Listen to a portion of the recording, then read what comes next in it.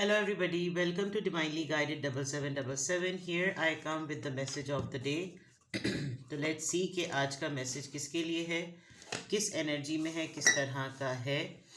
ये एक short video होगी। अगर आपने मॉर्निंग में देखी तो आपके लिए गाइडेंस है, और अगर आपने एंड ऑफ द डे देखी तो ये आपके लिए डे रिफ्लेक्शन होगा।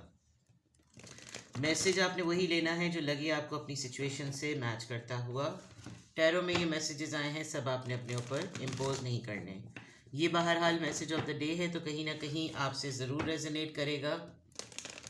और अगर इसमें से कोई भी बात आपसे मैच नहीं करती तो इट्स ऑल ओके, बिकॉज हर रीडिंग हर किसी के लिए नहीं होती है।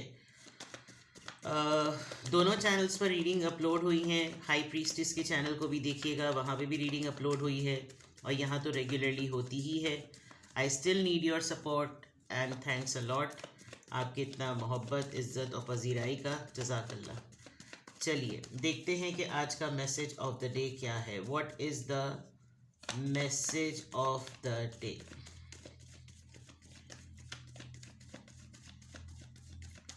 Message of the day, 6 of Pentacles, Taurus, Virgo, Capricorn, the World, and 3 of Wands, Aries, Leo, Sagittarius. Bottom of the deck पे Queen of Cups, Cancer, Scorpio, Pisces. आप अपने माइंड स्पेस में किसी के लिए बिल्कुल क्लोज्ड ऑफ हुए हुए हैं, और क्योंकि कोई इंसान आपको अपनी टॉप प्रायोरिटी पे नहीं रखता, हमेशा आपको जो है वो बड़ा ओवरवेल्म रखता है, तो आप बिल्कुल टोटली आज आप क्लोज्ड ऑफ होंगे। कोई इमोशनल मेस में नहीं पड़ेंगे आप, बिकॉज आप वैसे ही बहुत ज़्यादा मेंटली स्ट्रेस हैं, काफ़ी हार्ट ब्रोकन है। ओ माय गॉड, काफ़ी ऐसा लग रहा है कि जैसे अच्छा,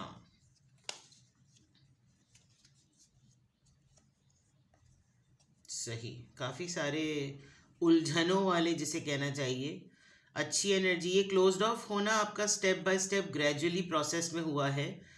कोई बहुत पुराना रिश्ता, बहुत ही ज़्यादा पुराना रिश्ता, एक ऐसा रिश्ता जो कि सोलमेट बेस्ड था, ऐसा रिश्ता जिसने आपको बहुत अच्छी तरीके से शुरू में तो बहुत अच्छा मामला रहा, फिर बहुत ही ज़्यादा स्लो पेस पे आए, बहुत आर्ग्यूमेंट्स भी हुए। 5 और 5 से ऐसा लग रहा है कि रिलेशनशिप में एक बहुत बड़ा ट्विस्ट, या आपकी कर लीजिए कि बहुत ही टर्मोइल फेज आया।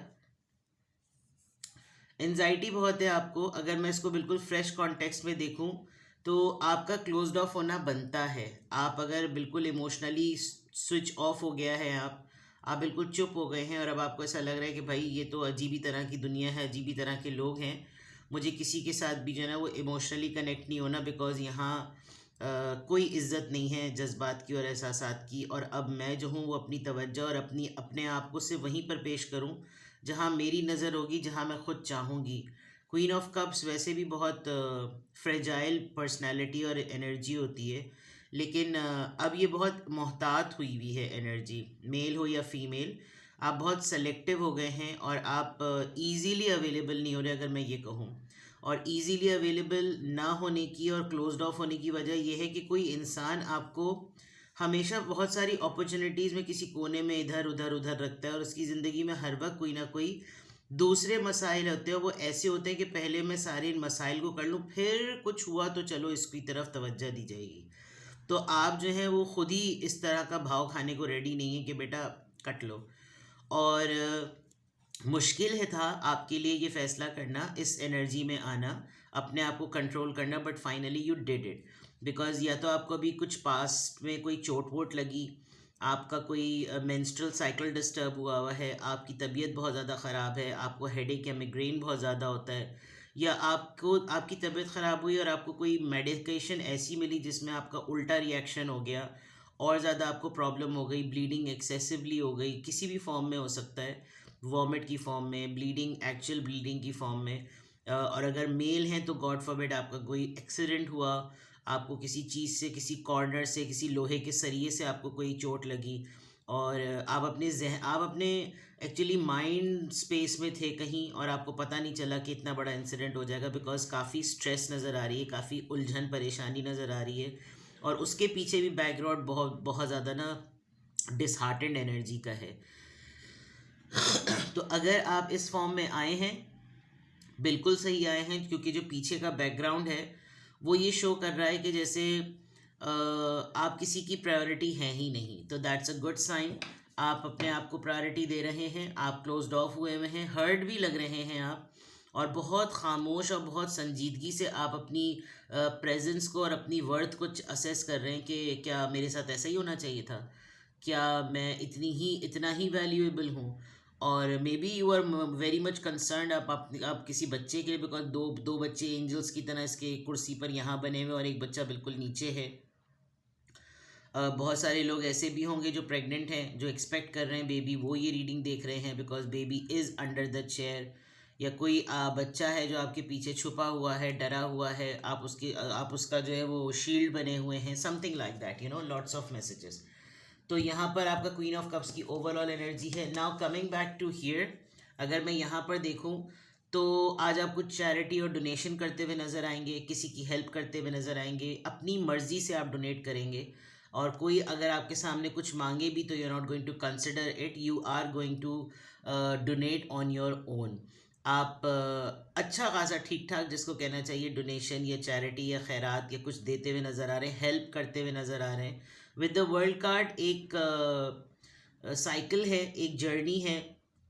मे बी कोई इंसान है जो कि लॉन्ग डिस्टेंस पर रहता है, वो ट्रैवलिंग कर रहा है या वो सफ़र में है, और this person is thinking about an action.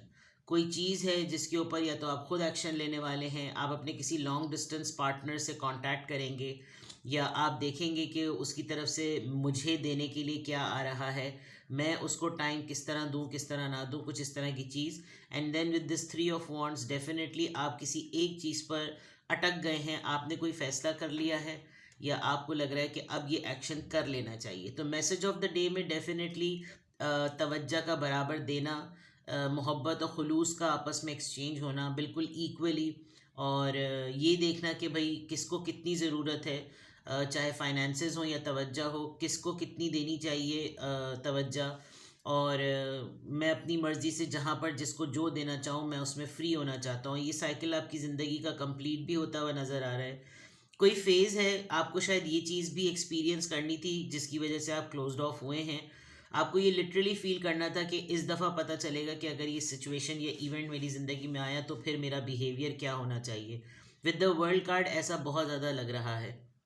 और ये जो थ्री ऑफ वॉन्ड्स, ये कोई ऐसा इंसान भी हो सकता है जो कि लॉन्ग डिस्टेंस पर है, दूर रहता है और हमेशा आपको एक डिले पर पेंडिंग में डालता है। और अभी भी ऐसा लग रहा है कि डिले और पेंडिंग में डाला हुआ है, किसी के इंतज़ार में हैं आप किसी किसी का इंतज़ार आप डेफिनेटली कर रहे हैं।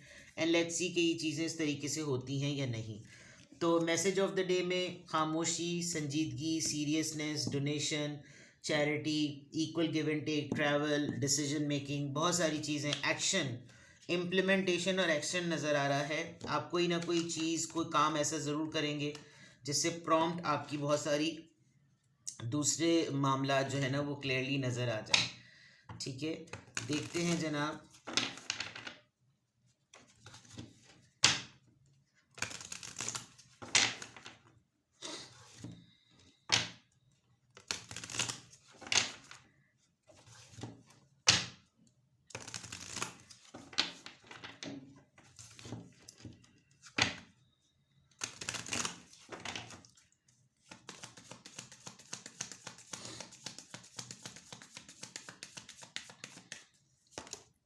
Number 6, enjoy time.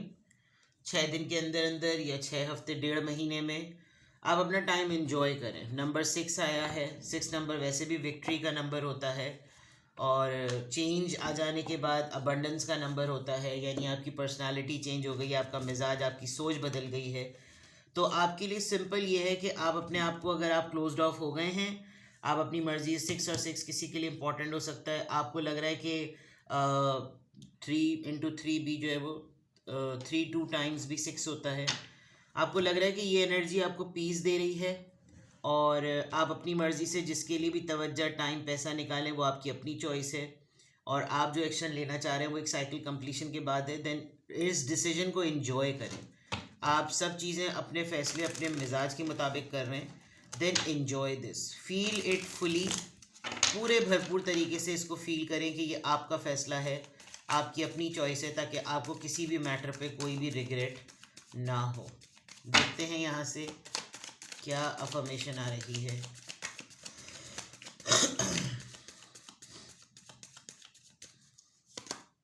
77 ब्रेव भाई, आपको बहादुर, आप बहादुर हैं और बहादुरी से ही काम लेना चाहिए। It is time to move on from the old pattern. Cycle completion की बात मैंने कही थी। हैबिट्स एंड फियर्स, किसी के मिजाज से डरना, किसी की आदत से डरना, कोई ऐसी आदत जो पुरानी आदत थी और वो आपके मजाज को ख़राब करती थी, आपके प्लान्स को ख़राब करती थी। टाइम है, ये हाई टाइम है कि आप जो है वो उनको पीछे छोड़ दें। You should move on. Now is the time to walk in the direction of your biggest desire. ये जो मैंने कहा था, आप अपनी मर्जी से सब कुछ कर रहे होंगे, and ambitions. Now is the time to be bold and brave. ये फ़ैसला, वैसे मैंने पहले कहा, ये आसान नहीं था। आप जिस कॉन्टेक्स्ट में चलते चले आ रहे हैं, एक सफोकेशन, एक स्टक एनर्जी है, और डेफिनेटली आपने अपने आप को असेस कर लिया है, एवेलुएट कर लिया है कि भाई मैं इंसान हूँ, मेरी वर्थ है, और मैं किसी के लिए पजामा छाप या कोई डोरमैट बनने का मुझे कोई शौक़ नहीं है। मैं ज़िंदा इंसान हूँ, मेरे जज्बात हैं, एहसासात है, अक़ल है, शऊर है। मुझे इस तरह ट्रीट किया जाए कि मेरा होना भी मैटर करता है, मेरा ना होना भी मेरी एब्सेंस को फील कराए।